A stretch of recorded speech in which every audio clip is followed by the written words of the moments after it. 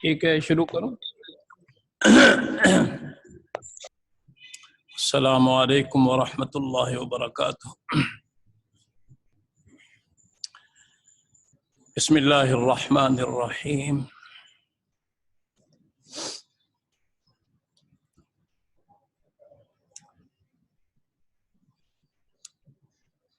طبیعت کی خرابی کی وجہ سے بیچ میں دروس میں وقفہ رہا اور اب میں چاہتا ہوں کہ مکمل ہو جائے۔ اس سے پہلے میں نے گزشتہ دروس میں بتایا کہ ترتیل کے ساتھ پڑھنے کا حکم اللہ پاک نے فرمایا ہے، وَرَتِّلِ الْقُرْآنَ تَرْتِيلًا، جس کے معنی کیے گئے ہیں جَوِّدِ الْقُرْآنَ تَجْوِيدًا۔ الترتیل هو تجوید الحروف ومعرفت الوقوف۔ پھر تجوید الحروف جو ہے وہ مخارج الحروف و صفات الحروف پر مشتمل ہے۔ مخارج الحروف آپ پچھلے درسوں میں پڑھ چکے ہیں، اور صفات الحروف بھی صفات لازمہ کی بحث مکمل ہو چکی، اور صفات عارضہ کی بحث بھی تقریباً مکمل ہو چکی۔ میں نے بتایا تھا کہ صفات عارضہ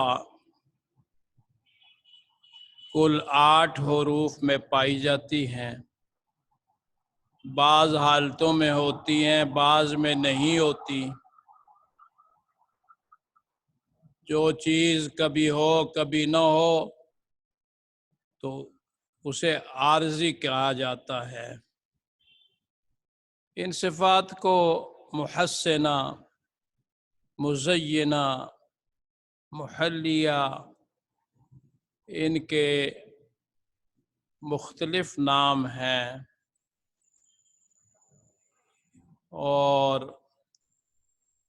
یہ بھی بتایا تھا کہ صفات عارضہ کی 2 اقسام ہیں، ایک عارض بالصفت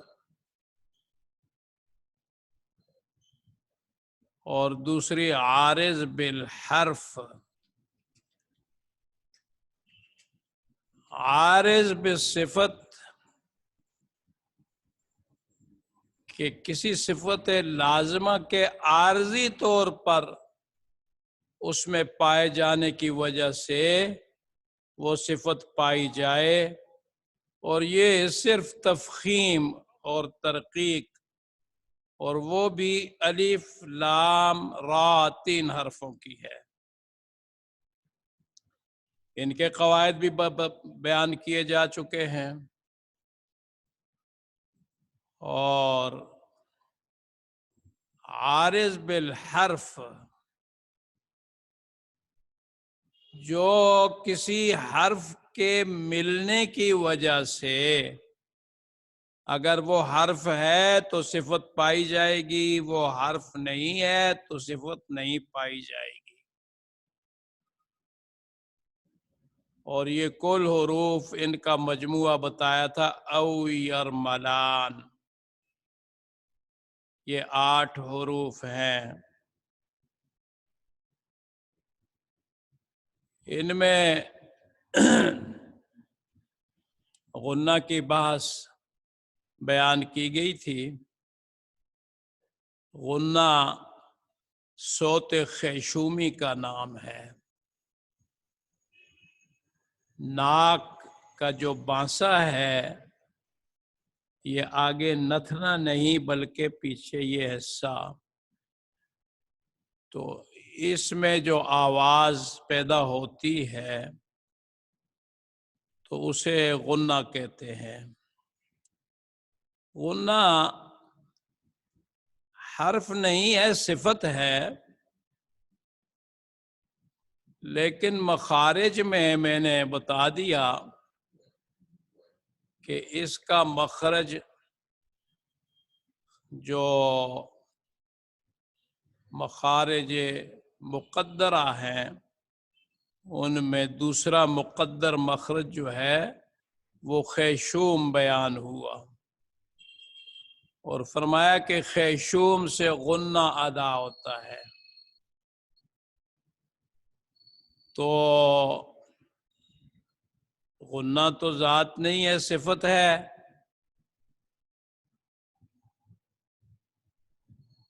تو یہ اس لیے کہہ دیا کہ بعض حالتوں میں مخرج اصلی جو نون کا ہے، نون ساکن و تنوین جب ہو تو اصلی مخرج پر مکمل دخل نہیں ہوتا ہے۔ اس وجہ سے صرف خیشوم میں ہی آواز غنہ کی ایک الف کی مقدار پائی جاتی ہے، اور اسے اخفاء مع الغنہ یا ادغام ناقص میں ادغام مع الغنہ کہا جاتا ہے۔ اور فوائد مکیہ میں حضرت علامہ قاری عبد الرحمن مکی رحمۃ اللہ علیہ جو بالواسطہ ہمارے شیخ ہیں، انہوں نے لکھ دیا ہے کہ مراد اس سے نون مخفات و مدغم بادغام ناقص ہیں۔ اب یہ بھی غنہ زمانی ہے، اس کی بھی مقدار ہے، اس کے لیے ارادہ بھی کرنا پڑتا ہے۔ غنہ آنی تو نون میم کی صفت لازمہ ہے، اور وہ بغیر ارادہ کے نون میم میں ادا ہو جاتا ہے، اور اس کی مقدار بھی نہیں ہے۔ ان، ان، ام، ام۔ اگر اظہار کیا جائے تو پھر بھی وہ ادا ہوگا، انعمت من خلق۔ اگر یہ غنہ آنی ادا نہ ہو تو پھر نون میم ناقص ادا ہوتے ہیں۔ اس لیے یہ غنہ تو ان کی صفت لازمہ ہے، لیکن جب اس میں تجاوز ہو جاتا ہے اور ایک الف تک غنہ بڑھ جاتا ہے تو اسے غنہ زمانی کہتے ہیں۔ اب اس میں سے غنہ زمانی میں سے نون مخفات و نون مدغم بادغام ناقص کا تو مخرج بیان کر دیا کہ خیشوم سے ادا ہوتا ہے، حالانکہ نون مظہرہ جب اس میں اظہار مع الغنہ ہوتا ہے تو وہ بھی خیشوم ہی سے ایک الف کے برابر ادا ہوتا ہے، اور وہ بھی غنہ زمانی ہوتا ہے۔ اسی طرح میم مشدد ہے،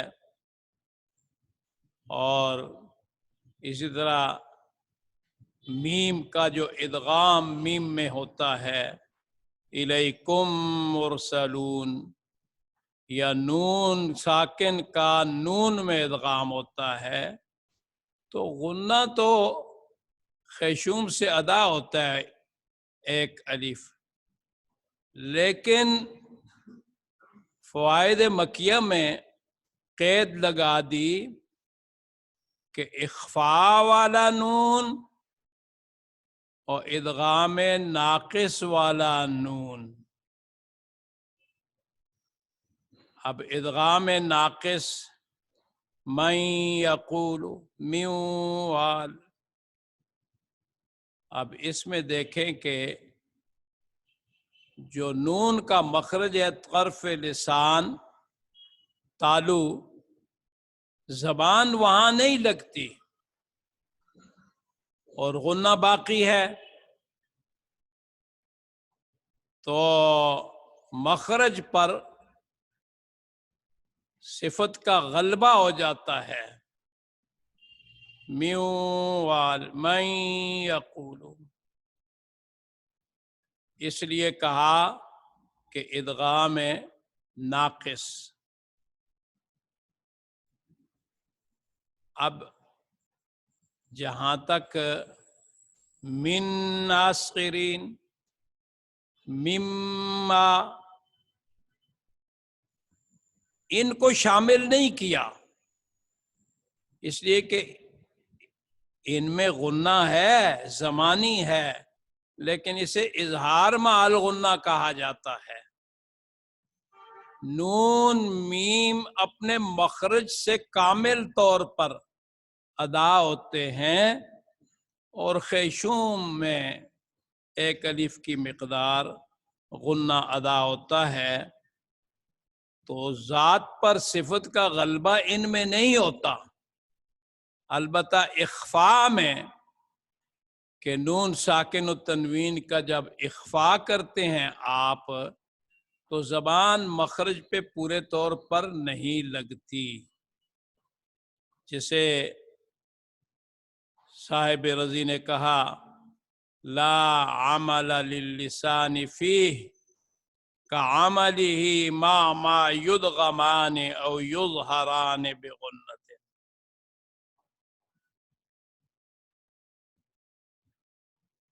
یہ صفات عارضہ ہیں. اب آپ غور فرمائیں کہ عارض بالحرف ان کو اس لیے کہا جاتا ہے کہ آپ مد فرعی، مد اصلی میں تو ایک الف مد ذاتی ہے، لیکن جب ایک الف سے بڑھ جاتی ہے مد، اس کو زیادہ کھینچتے ہیں تو وہ پھر سبب کے اوپر موقوف ہوتا ہے. دوسرا حرف جب آئے گا تو وہ اس کا عارض ہونا بالحرف ہے. مثلا حروف مدہ کے بعد حمزہ آ جاتا ہے تو وہاں پر آپ مد فرعی کریں گے. مدہ میں مد اصلی ذاتی طبعی تو ایک الف بغیر سبب کے ہے، وہ لازمی صفت ہے، لیکن جب حروف مدہ کے بعد حمزہ آ جائے تو پھر وہ مد فرعی اسے کہتے ہیں، اور یہ ایک سبب ہے دوسرے حرف کا آنا، اور پھر ایک الف سے زیادہ مد ہوتا ہے، اس کو زیادہ کھینچا جاتا ہے. اب حمزہ جو ہے وہ کبھی اسی کلمہ میں ہوگا جہاں حروف مدہ ہے، جیسے اولئک، لام کے بعد الف ہے، یہ الف مدہ ہے اور حمزہ کلمے میں ہے.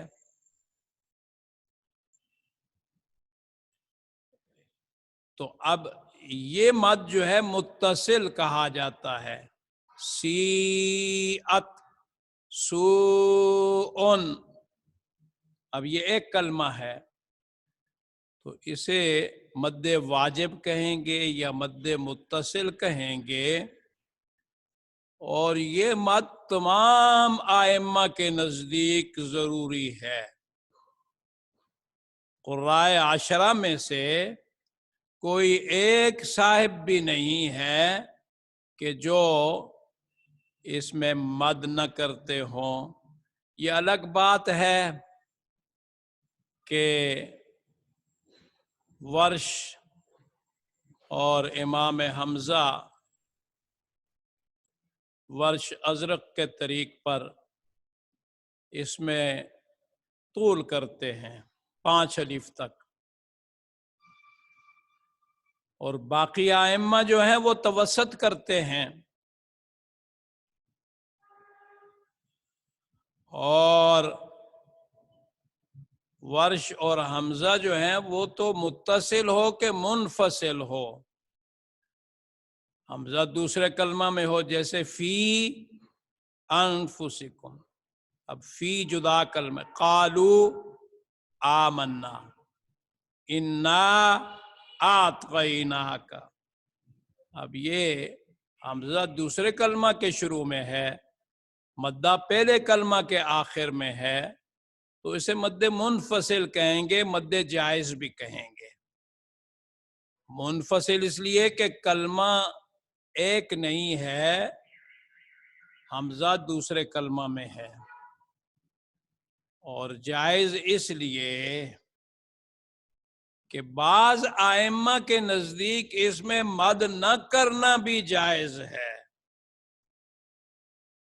لیکن امام ورش اور امام حمزہ متصل ہو کہ منفصل، واجب ہو کہ جائز، اس میں طول کرتے ہیں جو 5 الف تک ہوتا ہے. اور باقی سارے ائمہ جو ہیں متصل میں تو توسط کرتے ہیں، البتہ منفصل میں بعض ائمہ جو ہیں وہ قصر بھی کرتے ہیں. اب پھر ان کی مقداروں میں بھی مسئلہ ہے کہ توسط جو ہے، امام عاصم کوفی تابعی رحمت اللہ علیہ کے نزدیک اس کی مقدار 4 الف ہے، اور باقی ائمہ کے نزدیک 2 الف ہے، 2.5 الف ہے، 3 الف ہے. یہ 2.5 یا 1.25 جو ہے یہ تقریبی اندازے ہیں، اصل بات جو ہے وہ شیخ کی سماعت پر موقوف ہے.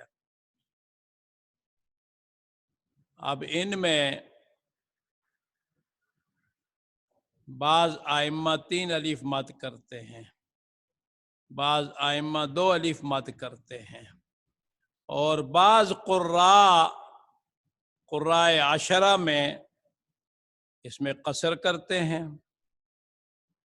بعض قصر بھی کرتے ہیں، توسط بھی کرتے ہیں، دونوں وجوہ ان کے لیے جائز ہیں. تو اس لیے اس کو مد جائز بھی کہتے ہیں منفصل کو.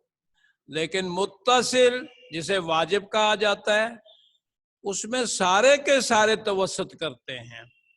یہ الگ بات ہے کہ کسی کے نزدیک توسط 4 الف ہے، کسی کے ہاں 3 الف ہے، کسی کے ہاں 2 الف ہے. دوسرا سبب حروف مدہ کے بعد سکون ساکن کا آ جانا، حرف ساکن آ جائے. حمزہ بھی ثقیل حرف ہے، تو مدہ کے بعد اس ثقل کو ختم کرنے کے لیے دراز مد کیا جاتا ہے تاکہ حمزہ واضح ادا و تحقیق کے ساتھ، اور سکون جو ہے اس میں بھی ثقل پایا جاتا ہے، تو اس لیے وہاں پر بھی مد کیا جاتا ہے، اور وہ مد فرعی ہوتا ہے. اسی لیے اس کو عارض بالحرف کہتے ہیں. حرف بعد میں ساکن ہو تو صفت مد پائی جائے گی، اور ساکن نہ ہو تو نہیں پائی جائے گی. حمزہ ہو تو مد پائی جائے گی، حمزہ نہ ہو تو نہیں پائی جائے گی. اور یہ مد جو ہے صفت عارضہ مد فرعی کی بات کر رہا ہوں. مد اصلی تو حروف مدہ کی لازمی مقدار ہے، ذاتی اور طبعی مقدار ہے. اب اگر سکون ہے تو پھر اسے مد لازم کہیں گے۔ اور تمام ائمہ عشرہ کے نزدیک مد لازم جو ہے اس میں طول ہی کیا جاتا ہے۔ اب لازم کبھی تو ساکن صرف حرف مدہ کے بعد محض خالص ساکن ہوگا، جیسے آل آنا، اب یہ لام ساکن ہے، اس پر جزم ہے۔ اب اسے لازم مخفف کہا جائے گا، اور ہے کلمے میں تو لازم کلمی مخفف یا کلمی مخفف کہیں گے۔ لیکن الذکرین، اللہ ولا الضالین، مدہ کے بعد تشدید آ گئی۔ تأمرونی،